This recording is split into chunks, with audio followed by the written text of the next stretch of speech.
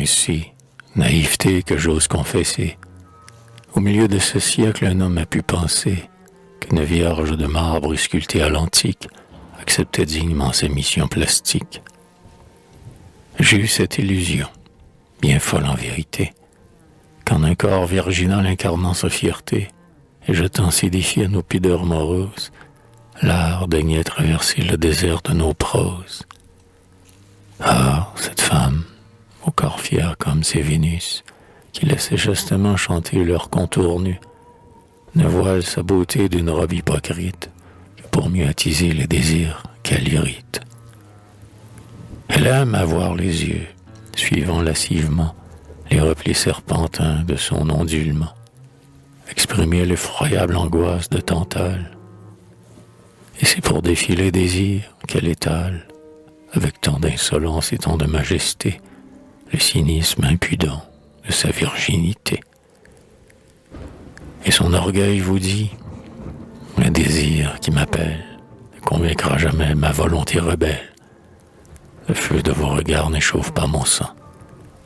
La volupté remplit mon sein vaste et puissant, mais vos pâles amours ne savent pas quel verbe ferait jaillir les flots de ce fleuve superbe.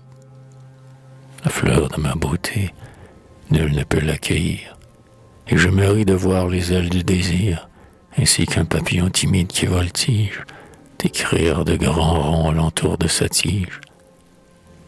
Mais son calice froid, si vous vous y posez, engourdira vos sens et tuera vos baisers. Je veux bien qu'on m'admire et permet qu'on m'adore, mais de vous, je n'en sais aucun qui puisse encore concevoir cet orgueil de flétrir sous sa main les trésors souhaités, gardés par mon dédain. Que vos yeux attirés, écartant ma parure, de ma virginité soulèvent la ceinture. J'y consens, mais sachez que les yeux des amours n'en pourront pas du moins savourer les contours. Car, si je m'y livrais, leur suave caresse éveillerait mes sens à de telles ivresses, que j'oublierais peut-être, avec la volupté, le soin de mon orgueil et de ma dignité. Et le choix d'un amant suffirait à convaincre que, vaincu une fois, on peut toujours me vaincre.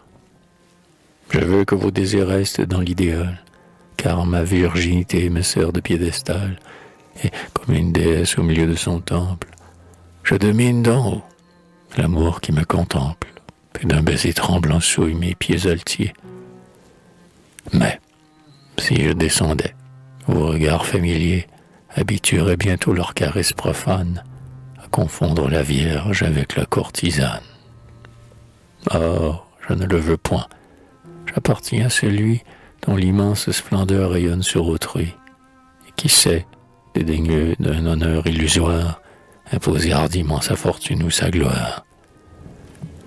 Ah, si j'eusse vécu du temps où les chemins voyaient, la lance au poing, passer les paladins, formidables, formant en croupe à leur monture l'esprit mystérieux des grandes aventures, et, fiers soldats du droit et de la liberté, à large coup de lame ébauchant l'équité.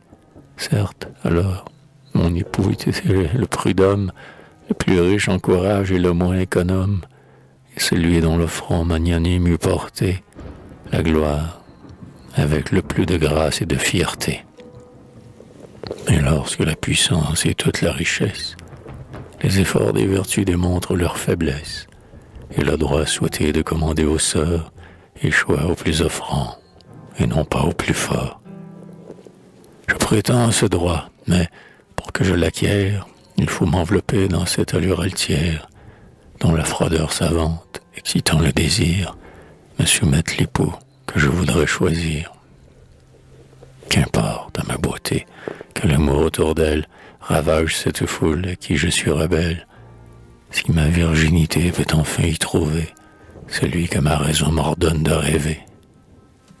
Sur l'autel de l'amour sacré qui la demande, je n'immolerai point ma jeunesse en offrande, car je veux m'épargner l'embarras des regrets. Mais que j'ai un époux, et nous verrons après.